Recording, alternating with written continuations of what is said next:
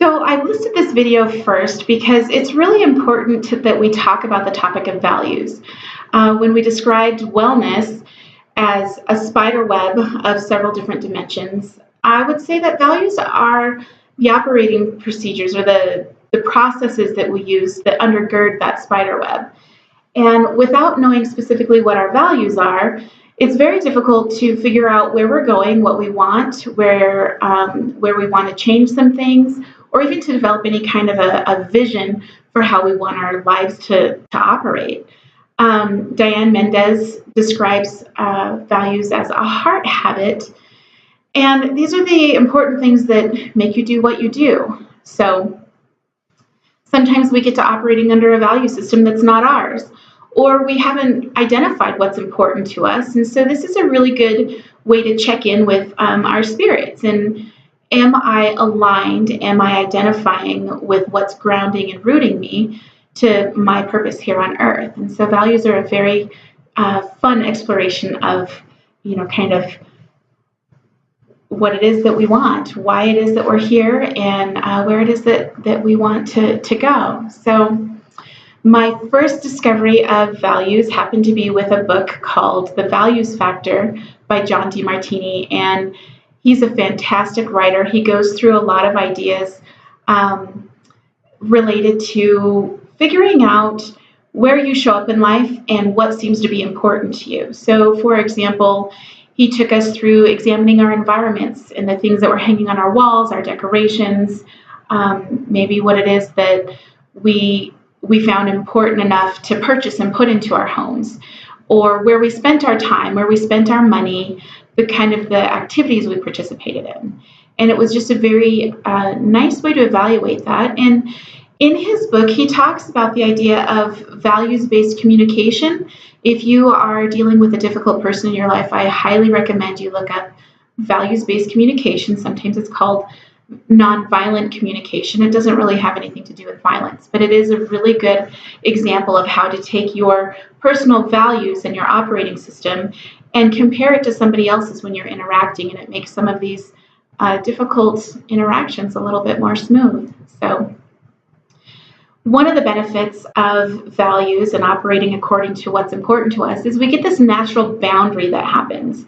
So when we discover what's important to us, we also know where we stop.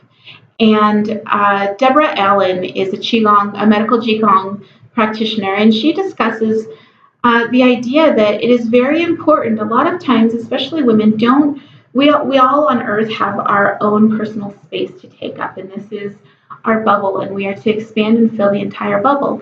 And sometimes when we don't know what's important to us, or we're not operating according to our values, we don't expand to hold out that entire bubble.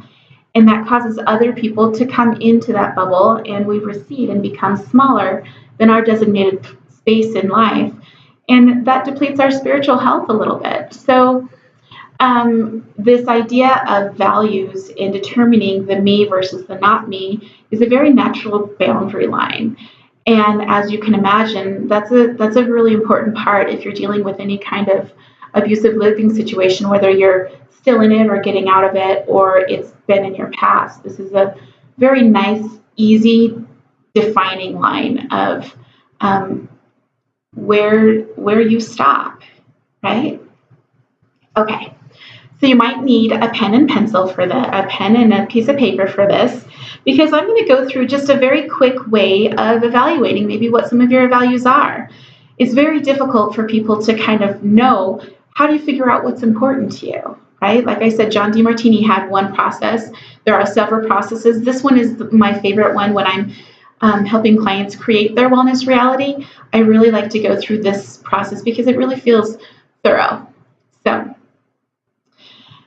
on your piece of paper, if you have it, or in your mind if you're not writing it down, think about a time when you were at the top of your game, when you stood on the mountain and you went, "This is me, I rock, watch me go," right? Maybe there hasn't been a time recently, but think back, try and stay within a pretty recent time frame, within the last 5 years, to where you really kicked ass and took names, right? This is where you are standing up and you are owning your entire circle, right? What did that look like for you? For example, there was one time that I was homeschooling four of my children, and I had just gone back to school, and I think I had 5 or 6 classes, and I got straight A's that semester. I have no idea how I did it. It was also the same semester that I said, okay, I need to put my children in school. But I stood on that mountain and my mountain looks like me bawling at Starbucks, because I couldn't believe that I'd gotten those grades when it was such a grueling semester for me at home. But I kicked ass and took names that semester, right? So you're gonna go through these, try and find situations that didn't have to do with anybody else, that this was you, all you, nothing but you. Sometimes people find values where they interacted with a difficult client, or they interacted with an abusive person or something like that. And those are fine too. I don't want to put too many rules on this, but I really want you to look at, when were you standing in your own circle and you did right by you and you felt it, right? We know that spiritual connection that comes when we are grounded and centered and going, nope, this is me, listen, right? So take about 10 to 12 of those. Values don't tend to change much. We always have our core things that are important to us, and those carry throughout our lives. We don't typically change our spots. However, they might morph and change. And if you've been living in a difficult living situation, maybe you lost some of those, and maybe you forgot them, and maybe it's been a while since you stood on that mountain and really bellowed your name out loud. But I would encourage you to look either in the recent past, 5 years or so, or go back to your childhood. When was a time when you really loved living, when you felt that connectedness, when you felt just that pulsating and that vibrancy in your life? Think about that time. Okay, so now that we have our list, we're going to go through each one and we're going to identify what was at work there. Now, values often end in ITY. It could be levity or creativity or something like that that ends in ITY. There's no hard and fast rules. I just noticed that it's a little bit easier with my clients if I mention, is there an ITY word that you can identify with this action? So it's going to take a little bit of time for you to do this, so write it down and go back. And what you're looking for is you're looking for patterns. So for example, and some of these will also be your strengths. So your strengths and your values often coincide. When I identified what my value system was in that semester, it was resourcefulness, and it was creativity, it was grit, and a love of learning. All of those things were kind of my values that helped me to get those straight A's. One of the times that I stood on my mountain and I roared was I made this fantastic birthday cake for my 19-year-old, and it was a cliff with this waterfall and this pond at the bottom and trees and a bear or something like that. And it was really a fantastic cake. I thought, oh my goodness, this is amazing. And that was something that I identified a value of creativity, and I identified a value of working with my hands. And that's not an ITY word, but really my hands-on-ness about that, because I did it myself. So self-reliance maybe might be my value. So you're looking for patterns as you go through this list. You've got this 10 to 15 of them, 10 to 12, whatever, and you're finding your list of what are your values, and you're going to circle the words that pop up the most, right? You will find a pattern. If you don't find a pattern, that's okay. You might not necessarily. But I want you to look at those values that happen, and I want you to see in your present life, in the last week or so, where these apply, because you'll find another pattern there of, yeah, they applied. You used them and you rocked, and this becomes your basis of really living. One time I went to a Starbucks, right? I'll just end with this story. When I was not living according to my values, I was living according to somebody else's values. And I just had this little, kind of, like Eeyore has that storm cloud, or Pigpen has the little dust cloud that follows in. I just kind of had that yuck. And I'm sitting in the Starbucks drive-through line, and I was about to use up the last of my gift card, right? And I had just separated from my ex, and so there was no money. There was no money coming in, and I was like, how am I going to get coffee after this? And I sat there going, I don't like Starbucks coffee. It's somehow bitter or over roasted or something. I don't like spending the money here. I don't like leaving my house to get coffee. Why am I in this line? And what I recognized was that I was in this line because at home, somebody else always stole whatever element without replacing it, and so I could never get coffee. And if you go to Starbucks and you end up without coffee, that's a really bad business plan for them. So I'm guaranteed not just coffee, but I get a smile. Somebody asks me about my day.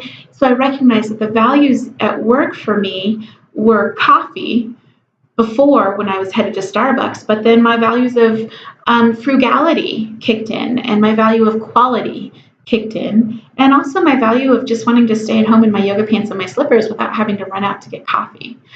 So as I moved my coffee operation back home, it's really interesting what's happened since then.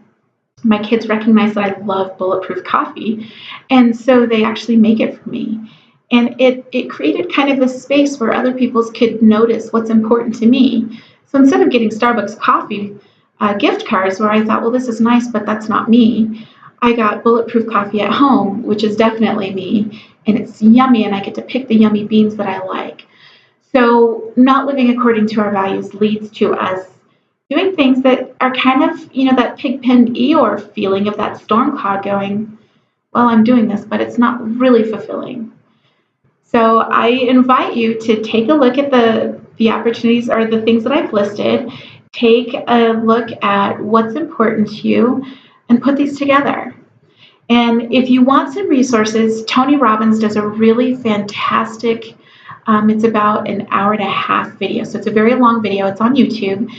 And it's under a title, something about depression. So just Google YouTube and Tony Robbins and depression, and you'll find it.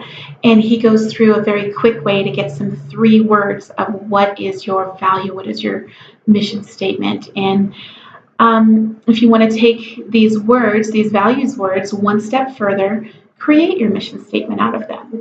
Craft it together. What does it look like for you when you are being who you are? What is it that is important to you? And that helps you filter a lot of your other decisions. For example, if I value creativity and I value frugality, maybe I value resourcefulness, and I think, okay, I am going to pay somebody else to paint my bathroom. It does not fit my value of creativity. I want the creativity. It does not fit my value of resourcefulness or frugality, right? So, on the other hand, maybe there's a time when I'm crunched for time and I need somebody to fix my plumbing in my tub. Well, I might be frugal, but I'm also very wise with my time management. So you can juggle your values. There's a hierarchy, and some are more prominent sometimes than others. When I interact with certain people, I pull out my bootstraps values, and when I interact with others, I pull out my carefree values.